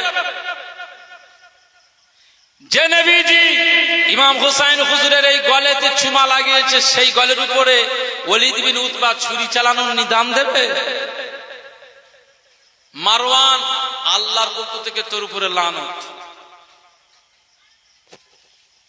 ওলীদ বিন উতবা যদিও বা পরবর্তী সময়ে এই গভর্নরের পদ থেকে তাকে বহিষ্কার হতে হয়েছিল, তিনি পরোয়া করলেন না যে আমার এই চেয়ারের দরকার নাই, আমার দরকার আহলে বায়াত, আমার দরকার জান্নাতের সরদার, জান্নাতের ভিতরে যাদের সাথে যারা জান্নাতের ভিতরে সরদার হবে, আর সেই জান্নাতের নেতৃত্ব যারা দেবেন, তাদের সাথেই আমি জান্নাতে থাকতে চাই, দুনিয়া আমার দরকার নাই। একবার জোরে বলুন সুবহানাল্লাহ। মুসলমানের ছেলেরা, এ নবীর উম্মত উম্মতিরা, খুব খেয়াল করে শুনুন, এটা তাদের ভিতরে কত মহাব্বত তাদের অন্তরে ছিল। দুনিয়ার চেয়ারকে লাথি মেরে দিয়েছিল, দুনিয়াকে বয়কট করেছিল। তারা চেয়েছিল আখিরাতে আহলে বায়াতের সাথে ইমাম হাসান হোসাইন হুজুরদের সাথে তাদের হাসর হবে, আখিরাতে আমার আকা মাওলা রাসূলুল্লাহ সাল্লাল্লাহু আলাইহি ওয়াসাল্লামের সাথে আমাদের হাসর হবে, শাফাআত সুপারিশ আমার নবীজির পক্ষ থেকে পেয়ে যাব। জান্নাতের ভিতরে ইমাম হাসান হোসাইন হুজুরদের নেতৃত্বে আমরা চলাফেরা করব, এটাই তাদের তামান্না ছিল। এই যুগে আজকে আমরা যারা বসবাস করি, ইমাম হাসান হুজুরদের আলোচনা যতই হোক না কেন, যতই নসিহত হোক না কেন, যতই তাদের জিকির হোক না কেন, যতই তাদের আদর্শের বয়ান হোক না কেন, আমরা কোনো মতেই আমাদের জীবনকে পরিবর্তন করব না, আমাদের চরিত্রটাকে পরিবর্তন করব না। ইমাম হাসান হুসাইন জীবনে নামাজ ফৌত করে নাই, নামাজ ছেড়ে দেয় নাই, তাসবিহ ফৌত করে নাই, তাসবিহ ছেড়ে দেয় নাই, কোরআন তেলাওয়াত বন্ধ করেন নাই, কোরআন তেলাওয়াত ক্যান্সেল করেন নাই। ইমাম হাসান হুসাইন হুজুররা তারা রাতের বেলায় তাহাজ্জুদের নামাজ পড়তেন, তারা রাতের বেলায় আমার আল্লাহ দরবারে কেঁদে আল্লাহ দরবারে গুনাহ মাফের জন্য রোনাজারিতে মশগুল হয়ে যেতে। বলবেন না সুবহানাল্লাহ? আজ আজকে ইমাম হাসান হুসাইন হুজুরদের আদর্শের যতই আলোচনা করি না কেন, আমরা নামাজ পড়ব। কথা বুঝতে পারছেন না? হুজুরদের মহব্বত আমাদের আছে, কিন্তু হুজুর যার জন্য শহীদ হয়েছেন, শরিয়াত, ইসলাম, সালাত, শরিয়াতের বিধান, হককে প্রতিষ্ঠার জন্য শহীদ হয়েছেন, সেই নামাজ তিনি ছাড়েননি। যুদ্ধের ময়দানে, কারবালার ময়দানে, তখন অলরেডি তলোয়ার চলছে, অলরেডি তীর বর্ষা চলছে, সেরকম একটা মুহূর্তে জোহরের নামাজের সময় হয়ে গেছে। ইমাম হুসাইন হুজুর বললেন, এই ওমর বিন সাদ, এই ইয়াজিদের বাহিনীরা, তোমরা অন্তত এই মুহূর্তের জন্য তোমরা যুদ্ধটাকে একটু বন্ধ করো। আমি ইমাম হুসাইন হুজুর এই মুহূর্তে জোহরের ওয়াক্ত পেয়ে গেছি, সুতরাং আমার এখন হায়াতে অবস্থায় আছি, সুতরাং এই অবস্থায় আমি জীবদ্দশায় ইচ্ছাকৃতভাবে আমার আল্লাহর নামাজকে ছেড়ে দিতে পারি না। একবার জোরে বলুন সুবহানাল্লাহ। জোহরের ওয়াক্তে তিনি যুদ্ধের ময়দানে, ওই কারবালার ময়দানে তিনি জোহরের নামাজ পড়েছিলেন। সেদিন শুক্রবার ছিল, জোরে বলবেন না সুবহানাল্লাহ। আজকে আমি সেদিন একজনের বলছি নামাজ পড়ো না, কি হয়েছে, নামাজ পড়বে না? হুজুর না, আমি শুক্রবারে করতে পড়ি, যেন হুজুরই সবকিছু ব্যাপার, মানে ও বললেই আমি বলে আচ্ছা ঠিক আছে, বললেই মানে ও নাজাত পেয়ে যাবে, এরকম একটা ব্যাপার। শুক্রবারে পড়লে তো কি আল্লাহ পাক ছাড় দিয়ে দেবে নাকি? শুক্রবারে জড়ো হওয়া, এটা তো দেখেন তখনকার সময় মনে রাখতে হবে, মসজিদের সংখ্যা ছিল কম, বহু দূরে দূরে দূরে দূরে সব সাহাবীদের ঘর ছিল, বহু দূরে দূরে। এমন এমন সাহাবীদের ঘর ছিল যে তারা আবু বকর সিদ্দিক হুজুরের মতো নূর নবীজির পিছনে প্রত্যেকদিন 5 টাইমে নামাজ পড়ার সুযোগ পেত না। এত দূরে দূরে বাড়ি ছিল যে হযরতে বেলাল হুজুরের মতো আল্লাহর নবীর পিছনে 5 ওয়াক্তের নামাজ পড়ার তাদের সুযোগ হতো না। সপ্তাহে একদিন ওই দূর থেকে সব সাহাবীরা সব ইয়াউমুল জুমা, জুমার দিনে এই নবাবী শরীফের কাতারগুলো ভরিয়ে তুলতো। এটাকে সপ্তাহের ঈদের দিন বলা হয়েছে। একবার জোরে বলুন সুবহানাল্লাহ। এখন তো আমাদের দূরে দূরে যাওয়া লাগে না, প্রায় সব ঘরে ঘরে কাছাকাছি সব মসজিদ, যদিও বা এরও বিধান আছে আলাদা। আমরা চাইলেই মসজিদ ওই জায়গায় করতে পারি, কিন্তু করলেই যে সওয়াব হবে তা নয়। মানুষ হিংসার বশবর্তী হয়ে মসজিদ খাড়া করলো, কমিটির সাথে আমাদের একটু দ্বন্দ্ব মতো মসজিদ খাড়া করলো, ইমামের পছন্দ না মসজিদ খাড়া করলো, এখানে ফুরফুরাদের সাথে অন্য দলের ঠিক মতের মিল হয় না, তো ওই মসজিদে আমরা নামাজ পড়বো না, আলাদা খাল পাড়ে বসে একটা আলাদা মসজিদ খাড়া করলো। এই হচ্ছে মসজিদের সংখ্যা। কথা বুঝতে পারছেন? এখনকার সময় এই মসজিদে হাঁড়ি কুড়ি তুলতে পারবো না, এই মসজিদে জামাত 40 দিন এসে থাকবে, হাঁড়ি কুড়ির মধ্যে রান্না বান্না গোপ্তানি হবে, চলবে, এসব হবে না। সুতরাং ওই মসজিদে বেকার, আমাদের তো পছন্দ মতো নয়, আলাদা করে একটা মসজিদ করব, সেখানে হাঁড়ি টাড়ি সব আমরা জড়ো করব, একটা বেশ আনন্দ ফুর্তি হবে। কথা বুঝতে পারছেন? একটা মসজিদ খাড়া করব। খুব খেয়াল করে আলোচনা শুনতে বুঝতে হবে, আদর্শ নিতে গেলে পুঙ্খানুরূপে আদর্শগুলো নিতে হবে, পালন করতে হবে। শুক্রবারের নামাজ পড়লে ওটা লাভ তো আপনার কি লাভ? আপনার আল্লাহ পাবেন না। শুক্রবারে গেলে বাতাসাটাই পাবেন, রসগোল্লাটা পাবেন, আল্লাহ পাবেন।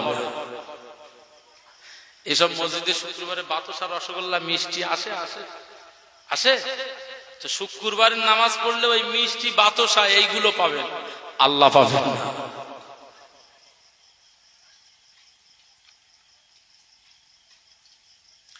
ইমাম হাসান, ইমাম হোসাইন হুজুর প্রত্যেক দিন, আমি যে বক্তব্য দিচ্ছি আমিও বলছি মাঝে মধ্যে, কিন্তু হুজুররা প্রত্যেক দিনে গভীর রাতে উঠে তাহাজ্জুদের নামাজ পড়েন, তাহাজ্জুদের নামাজ, ফজরের নামাজ পড়েন। একবার জোরে বলুন সুবহানাল্লাহ।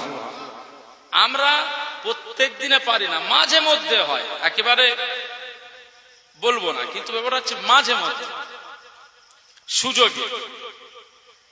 কিন্তু আমরা অহরহ আমাদের ঘরের ছেলেরা ক্লাবে বা এখন বর্তমানে আর্জেন্টিনা, ব্রাজিল, পর্তুগাল এইসব হাবিজাবি খেলা, মানে বিশ্ব ফুটবল, ফিফা ওয়ার্ল্ড কাপ চলছে, তো এই নিয়ে আমাদের যত গবেষণা, আমাদের যত ফিকির, আমাদের যত চিন্তা, নামাজ নিয়ে অত চিন্তা নেই, রোজা নিয়ে অত চিন্তা নেই, শরিয়াত নিয়ে অত চিন্তা নেই, কবর নিয়ে অত চিন্তা নেই। কথা ঠিক বলছি না?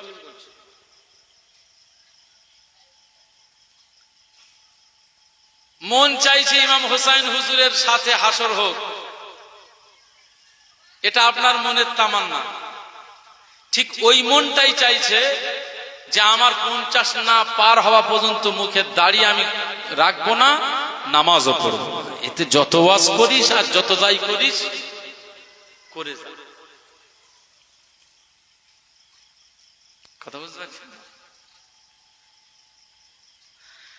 এজন্য মুসলমানের ঘরে এসেছে, এটা আমার আল্লাহ পাকের দেওয়া একটা দান, নিয়ামত, অনুগ্রহ, আল্লাহর করুণা যে আপনাকে মুসলমানের ঘরে আমার আল্লাহ জন্ম দিয়েছে। বিশ্বাস করুন, অন্য কোন জাতির ঘরে আসলে আখেরাতে কোনো নাজাতের চিহ্ন পেতেন না। মুসলমান ঘরে জন্ম নিয়েছেন, কোরআন আপনি পেলেন, হাদিস পেলেন, রসুল পেলেন, নবী পেলেন, ইমাম হাসান হোসাইন পেলেন, আল্লাহ পেলেন। এর চাইতে বড় শুকরিয়ার বিষয় আর কিচ্ছু নেই। কিন্তু মনে রাখতে হবে, সেই ইসলামের ঘরে আসার পরে যখন সেই সুন্দর জায়গাটা নিজের ইচ্ছায় লাথি মেরে যখন আপনি অন্য জাতিদের সাথে দলভুক্ত হচ্ছেন, তখন আর কিছু বলার নাই। নামাজ নাই, রোজা নাই, হজ নাই, যাকাত নাই, লেবাস নাই, তাকওয়া নাই, সিরাত নাই, সুরাত নাই, গাঁজা, আবাবা, মদ, জুয়া, সাট্টা, জুলুম, সুদ, লোন, কিস্তি, এই সব আমাদের ঘরে আজ জড়ো হয়ে গেছে।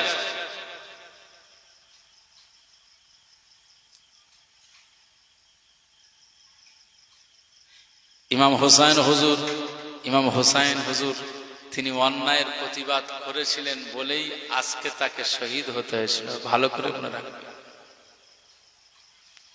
এজিদ যে খলিফা, এটা কেন মেনে নেয়নি? এজিদ একজন মক্খর ছিল। এজিদ যে খলিফা হয়েছে এইটা ইমাম হোসাইন হুজুর মেনে নেয়নি, কারণ এজিদ গান বাজনা শুনতো। এজিদ যে খলিফা হয়েছে এটা ইমাম হোসাইন হুজুর মেনে নেয়নি, কেন? এজিদ নামাজ পড়তো না। এজিদ যে খলিফা হয়েছে ইমাম হোসাইন হুজুর মেনে নেয়নি, কেন? এজিদ সব সময়ের জন্য নোংরা কাজে, গর্হিত কাজে মশগুল থাকতো। এই জন্য ইমাম হোসাইন হুজুর এজিদকে খলিফা হিসাবে মেনে নেয়। ঠিক সেরকম একটা ব্যাপার, এজিদ মদখোর, এজিদ বেনামাজি, এজিদ লম্পট, এজিদ নারীতে আসক্ত, এজিদ বেনামাজি, এই কালচারগুলো এজিদের। ইমাম হোসাইন হুজুর সেই জন্য এজিদকে পছন্দ করলেন না। ঠিক তেমনি ভাবেই আমরা 1500 বছর পরে ইমাম হোসাইন হুজুরের আলোচনা সভা, জিকিরের মাহফিল, মুহররম, এই সব আমরা করছি। আমার নামাজ নাই, আমার জিকির নাই, আমার কোরআন তেলাওয়াত নাই, আমি মদখোর, মদ খাই, আমি গাঁজা খাই, আমি বেনামাজি, আমি দাঁড়িয়ে পেশাব করি, আমি দাঁড়িয়ে পেশাব করি, আমার ওযু নাই, আমার লেবাস সিরাত নাই, সুরাত নাই, আমার জবান দিয়ে গালির ফুলঝুরি চলে, আমি নারীতে আসক্ত, আমি পর্ন ভিডিও দেখি, আমি বিভিন্ন জায়গায় আমি নোংরা কাজে লিপ্ত। যদি এইটা আমার দ্বারাতে হয়, ইমাম হোসাইন হুজুর বলুন, এই আমাদের মতো মানুষ এরকম কালচারের মানুষকে পছন্দ করবেন বলে মনে হয়? এই জোরে বলছেন, কথা বলছেন না কেন? আমার এই আলোচনা আপনাদের ক্ষেত্রে কষ্ট হচ্ছে নাকি? হ্যাঁ, কষ্ট হোক। কষ্ট যেখানে যন্ত্রণা, সেই জায়গাটাই টিকতে হবে, অন্য জায়গায় টিপে লাভ নেই। ফোঁড়া হয়েছে এখানে, পুঁজ হয়েছে এখানে, যন্ত্রণা এখানে, সুতরাং টিকতে হবে কোথায়? এখানে না ওখানে, যেখানে হয়েছে। আজ আমাদের সমাজ ব্যবস্থা রসাতলে চলে গেল। যাদের ঘরে কোরআন আছে, যাদের ঘরে হাদিস আছে, যাদের কাছে আল্লাহ রসুলের বাণী রয়েছে, এটাও আর একটি আমাদের জন্য নিয়ামত যে আমরা সিলসিলায় ফুরফুরা শরীফের মতাদর্শের মানুষ, দাদা হুজুর পীর কেবলা মুজাদ্দিদুজ জামানের অনুসারী আমরা। আমাদের চলাফেরা, আমাদের ওঠা বসা, আমাদের আখলাক, আমাদের চরিত্র, কত আদব, কত বিনয়, এগুলো আমরাও পেয়েছি আমাদের পীরেদের থেকে, পীরেদের আদর্শ। একবার জোরে বলুন সুবহানাল্লাহ। এই হাজী সাহেবের জিজ্ঞেস করেন, মক্কা শরীফ মদিনা শরীফে গেলে সেখানে তো শুধু পশ্চিম বাংলার মানুষ নেই, তামাম পৃথিবীর মানুষ। জোরে বলবেন না সুবহানাল্লাহ।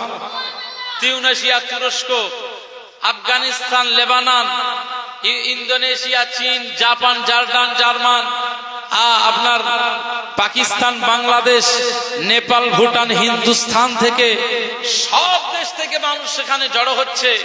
সেই কাবা বাইতুল্লাহতে নবীজির রওজা আকদাসে জিজ্ঞেস করে দেখেন যে বিভিন্ন দেশের মানুষদের কালচার আমরা দেখেছি, আর আমাদের কালচারও তাদের সাথে মিলিয়ে দেখেছি, অনেক ডিফারেন্স।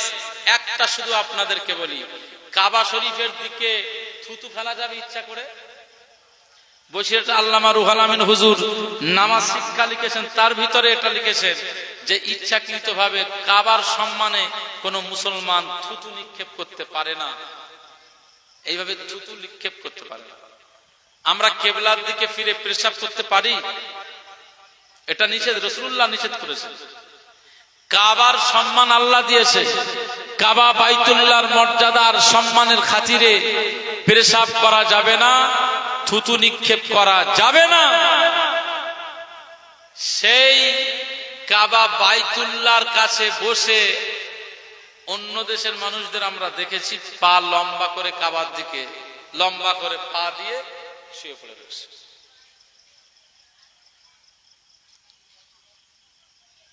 এখানে মসজিদে কেউ যদি পশ্চিম দিকে মানে কেবলার দিকে পা দিয়ে শুয়ে থাকে, আপনারা তাকে সহজভাবে ছেড়ে দেবেন নাকি?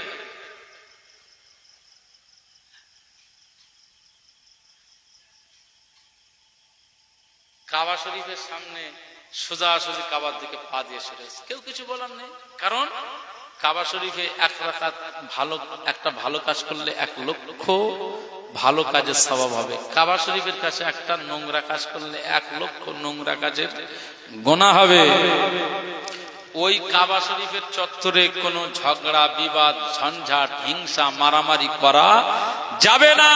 আমার আল্লাহ পাক বলেছেন, ওয়ালা জিদালা ওয়ালা ফুসুকা ওয়ালা জিদালা ফিল হজ ফালা রাফাসা ওয়ালা ফুসুকা ওয়ালা জিদালা ফিল হজ। এখানে কোনো ঝগড়া, মারামারি, হিংসা, তর্ক বিতর্ক এগুলো কিচ্ছুই করবে না হজের সময়, উমরার সময়। এই জন্য যে যার কাজে ব্যস্ত। তো আমরা দেখি যে এইগুলো যে মানুষ ওইভাবে পা দিয়ে শুয়ে রয়েছে, দেখলে মনটা খারাপ লাগে, কষ্ট লাগে যে ইস, এই কাবা বাইতুল্লাহর কত মর্যাদা, তার দিকে কি করে দুটো পা লম্বা করে শুতে পারে।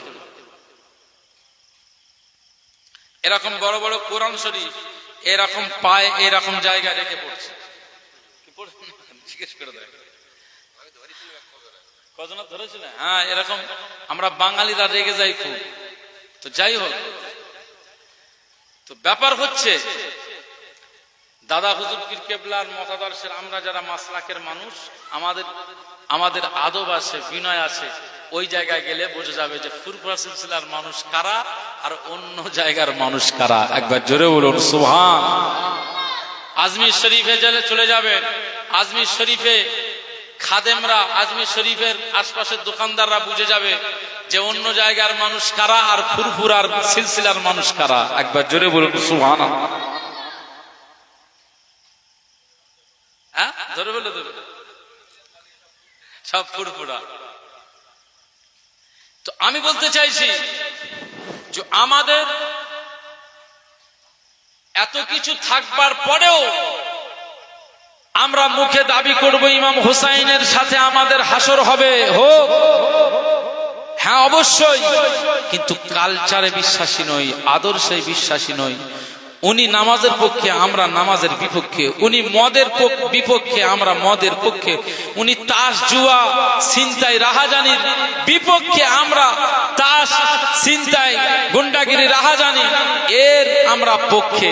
তাহলে কি করে সাংঘর্ষিক বিষয়, কি করে তাদের সাথে আমাদের হাসর হবে? মুসলমানের ছেলেরা, এ নবীর উম্মত উম্মতিরা, খুব খেয়াল করে শুনুন। এজন্য আকা মাওলা রাসূলুল্লাহ সাল্লাল্লাহু আলাইহি ওয়াসাল্লাম বলে দিয়েছে, মান তাসাব্বা বিকওমিন ফাহুয়া মিনহুম। পৃথিবীর জমিনে তিনি বলেছেন যে যার অনুসরণ করবে, যে যে কওমের যে জাতির সাদৃশ্য গ্রহণ করবে, তার সাথে তার হাসর হবে। আপনার কালচার যদি ফেরাউনের মতো হয়ে যায়, ফেরাউনের সাথে আপনার হাসর হয়ে যাবে। আপনার কালচার যদি আবু জাহলের মতো হয়ে যায়, আপনার হাসরটা আবু জাহলের সাথে হয়ে যাবে। আপনার কালচারটা যদি নমরুদের মতো হয়ে যায়, আপনার হাসরটা নমরুদের সাথে হয়ে যাবে। আপনার কালচার যদি কারুনের মতো হয়ে যায়, কারুনের সাথে আপনার হাসর হয়ে যাবে। আপনার কালচারটা যদি হামানের মতো হয়ে যায়, আপনার সাথে হামানের হাসর হয়ে যাবে। আপনার কালচার যদি বর্তমান সময়ে যারা নায়ক নায়িকা, যারা যারা যারা সিনেমার আর্টিস্ট, যারা হিরো হিরোইন, তাদের মতো যদি আপনার কালচার হয়ে যায়, আর কিয়ামতের ময়দানে শাহরুখ খান, সালমান খান, যত মডেল রয়েছে, এই সমস্ত মডেল ওয়ালাদের সাথে আপনার হাসর হয়ে যাবে। আপনার কালচার যদি খেলোয়াড়দের মতো হয়ে যায়, লিওনেল মেসি, ওদিক থেকে আপনার নেইমার, এদিক থেকে এমবাপে, এভাবে এক একটা খেলোয়াড়ের মতো যদি আপনি পর্তুগালের ক্রিস্টিয়ানো রোনাল্ডো, যাকে CR7 বলা হয়, এদের মতো যদি আপনার কালচার হয়ে যায়, আপনার হাসরটা এদের মতো হয়ে যাবে, এদের সাথে হয়ে যাবে। আর এই পৃথিবীর জমিনে যদি আপনার কালচারটা মা ফাতেমার কলিজার টুকরা আম্মা জান ফাতেমা তুজারা রাদিয়াল্লাহু তাআলা আনহার কলিজার টুকরা ইমাম হাসান হুসাইনের মতো যদি হয়ে যায়, সিদ্দিক আকবর আবু বকর সিদ্দিক হুজুরের মতো যদি হয়ে যায়, ওমর ইবনে খাত্তাব হুজুরের মতো যদি হয়ে যায়, হযরত উসমান গনি রাদিয়াল্লাহু তাআলা আনহু হুজুরের মতো যদি হয়ে যায়, হযরত আলী কাররামাল্লাহু ওয়াজহু হুজুরদের মতো যদি হয়ে যায়, ইমাম হাসান হুসাইন মা ফাতেমা তুজাহরা রাদিয়াল্লাহু তাআলা আনহা হুজুরদের মতো যদি আপনার কালচার হয়ে যায়, তো আখিরাতে আমার আল্লাহ ইমাম হাসান হুসাইনের সাথে আমার আল্লাহ হাসর করিয়ে দেবে। যেটা বলবেন না সুবহানাল্লাহ।